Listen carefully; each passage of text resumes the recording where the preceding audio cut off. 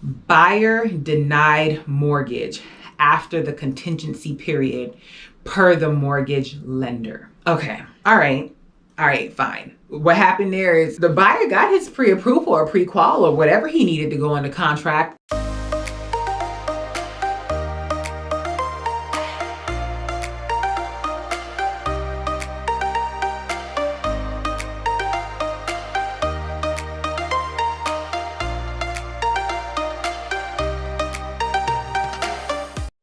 Hi, it's Natasha Bazile with SoldByNat.com here, associate broker with Virtual Properties Realty.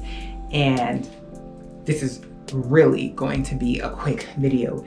This one is going to be for those buying new construction. Those buying new construction, I want you to really think and consider and make sure you are financially there, prepared, and ready to get to the closing table. Why do I say that? So one, with new construction, it's different than resale in the sense of the due diligence period, your inspection period. In a resale contract, once everybody signs, you're under contract, then the clock starts for you to do your inspections and things like that. If for some reason you need to terminate during that inspection period, you can terminate and get back your earnest money. With new construction, I tell people, be sure this is what you want, because just going back and saying, hey, I changed my mind, I don't want to go forward. Read that contract, because it's definitely not as lenient as resale. So be sure. You have some builders that are like, we are not in the business of trying to keep people's money, and they'll give it back. You have other builders that are cutthroat and they will keep that money. Case in point, why I'm bringing you this video. So yesterday I got an email and it was like unilateral termination for X property, or it might have had a name. And I'm looking at it like, what is this for? So I opened it and I noticed like it was not for me. The agent must have selected the wrong Natasha, I don't know, but it was not for me. But I had to read through it to see what it was about. So I'm gonna grab my laptop so I can share with you. So this again was not for me, but reading it, I was like, darn. So what happened? I don't even know all the details of what happened, but I can tell you it's a unilateral notice to terminate purchase and sale agreement and proposed disbursement of earnest money. So basically that's saying, hey, this contract is terminating and we need to decide, or this form is going to say who gets the earnest money back. All right. In the reason at the top, it says who's terminating. Is it the buyer or is it the seller? This one, it's the seller that is terminating. So the seller does hereby give notice to the parties represented in the agreement that he or she is terminating the agreement effective immediately based upon the following.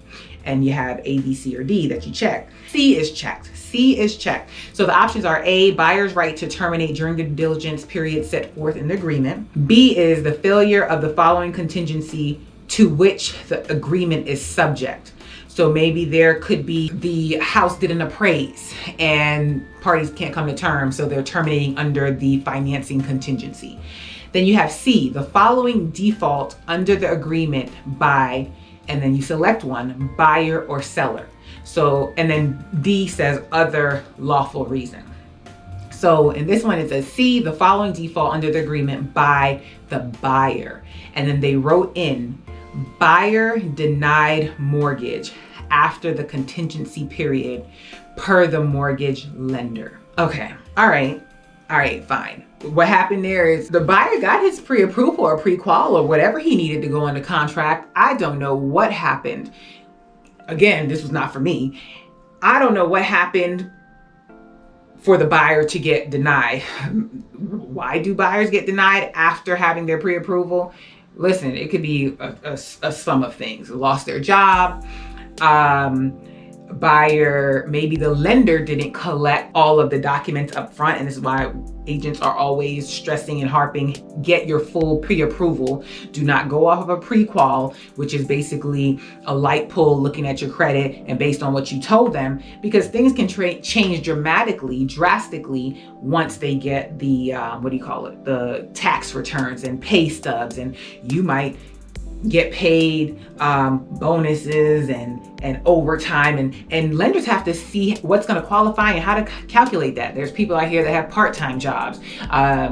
They just have all kind of things going on with their employment. So this is why it is so uber important to get a full pre-approval. Now, I'm familiar with this lender, and as far as I know, this lender's on top of things, so I'm not thinking it's that. Other reasons buyers get denied, like, I don't know, I want to say maybe the buyer's dragging their feet and submitting things, but nah, that can delay things, but that's not a reason to terminate. So yeah, let's move on. This is the part that really got me, and I was like, whoa. Yeah, buyers need to be aware, especially with new construction, because you're putting down all this money, then you're going to the design center, you're picking all these options, and what happens in those cases if the contract terminates? A lot of the times you do not get that money back because the builder has then ordered those things to go in that house based on the selections that you picked. So they're not going to return that money back to you. Yeah, so let me go on. So this is the part. So at the bottom part of this form, it says proposed disbursement of earnest money. Basically, this is saying, okay, up top, this is why you're terminating. Down below, who is getting back the earnest money? It says the construction deposit in the amount of $19,116 and additional upgrades deposit in the amount of $5,800 to be retained by the seller. $19,116 plus $5,800, $24,916. So let's just call it $25,000. This buyer is out $25,000. Oh, I don't, this was not for me. This is not my client, but man, I feel a way about this. Oh my goodness, man. I don't know. I wish I could tell you guys, well, this is what happened and this is why it terminated. But yes, the buyer's essentially out $25,000. So with this form, on the bottom part for the earnest money, on the top part, only one person needs to sign, whoever is terminated, buyer, seller, whoever. The bottom part, both parties need to sign an agreement of who gets the earnest money. If they do not sign, or if only one party signs, let's say the buyer says, I'm not signing this because I want back my earnest money. In a resale contract, let's say the closing attorney is holding the earnest money, or one of the brokers is holding the earnest money. There's a process called a 10-day letter that then has to go out, and it's basically going to go out and say, hey, this contract terminated. This party believes they are due the earnest money. I guess either each side or they give the other side an opportunity to basically state why they feel they should get the earnest money, why they don't agree with it. So there's a process there. Where it gets tricky with new construction is 9 times out of 10, the builder is holding the earnest money. And I'm going through that right now. So yeah, hopefully I'll have some more input to put into this. But the buyer has been under contract since April 2021. Up to September of 2021, the builder has done nothing, not moved dirt, not done anything. And aside from like the lackluster communication with the on-site agent and the company in general, they just kept saying, yeah, it's gonna happen. You know, they can't move the dirt off here because it's needed for another one. Regardless, my buyer felt like basically he was being held hostage. Like, not being held hostage, maybe that was a little strong, but it's just like, okay, you're like, how long am I supposed to wait in this contract until you finally decide to do something? So in September, he advises them that he wants to terminate. And their thing is like, hey, if you terminate, this money's going back to the seller. So it's tricky because the seller, the builder, is holding the earnest money. So remember I said in resale, if the closing attorney was holding the earnest money, or one of the brokers were holding the earnest money, they would send out the 10-day letter. In this case, the builder's holding the earnest money, and the company that's representing the builder is basically saying, hey, you're terminated. Regardless of the reason, you're terminating, so the seller's gonna hold this earnest money. Which, Yeah, possibly, but then there's also a default, lack of performance. So this is a whole thing that we're going to get into. I will tell you, the builder came back and was like, you know what? We're going to market this home. We're going to get another buyer. Once we get another buyer, we'll return all your funds. So we were like, okay, let's go this route. It seems to be the easiest without having to do a fight.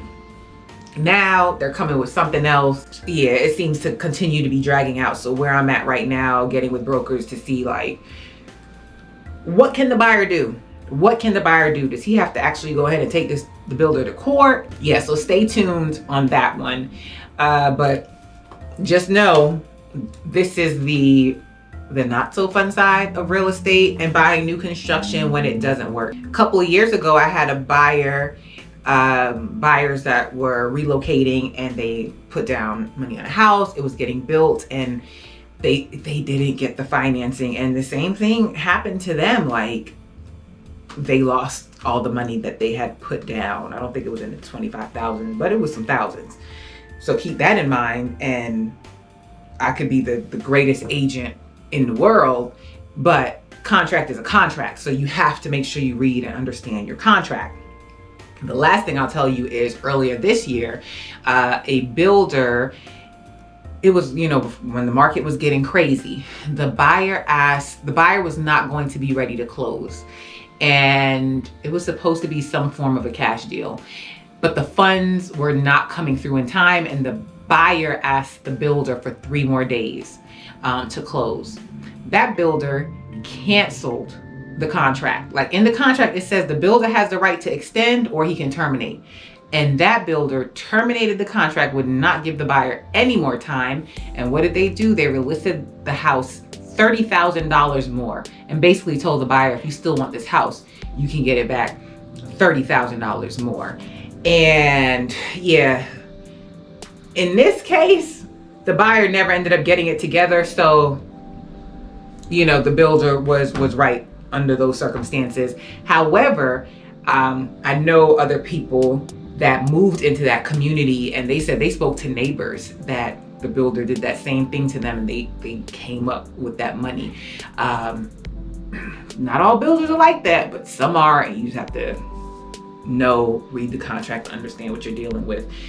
It's one thing to like pray and hope for the best, but if you're barely qualifying, or your situation is a little sketchy or questionable, like be sure before you put down all this money. All right, so we're gonna wrap up here. If you have any questions, leave them down below. Thank you guys for watching. Have a positive, peaceful, and productive day. Bye. I actually forgot 2 things that I want to definitely be sure I mention.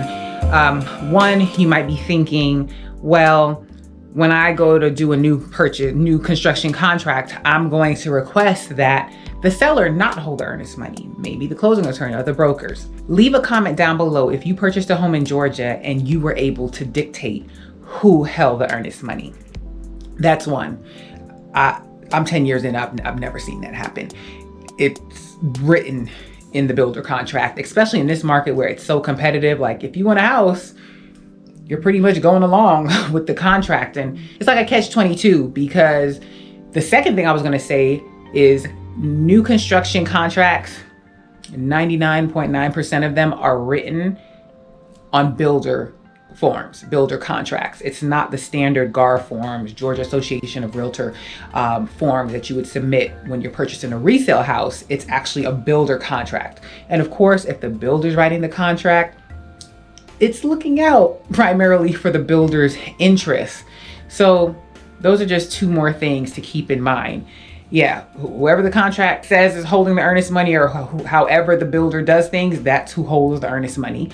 And if you're not okay with that, then you don't buy the house. And also another thing, like if there's things or terms in the contract that you aren't really on board with, or you want edited, you're editing the contract. That I've not seen it happen. If you have, please drop a comment down below. If you've edited the contract, I could see definitely in a different market where it's not so competitive and you have, some pull, in this market, buyers aren't having any pull. It's a seller's market. And if you haven't seen these new construction videos that I've done, I'll link them somewhere here. All right, those are the two things. And just make sure that you're gonna be okay with what it comes down to per the contract.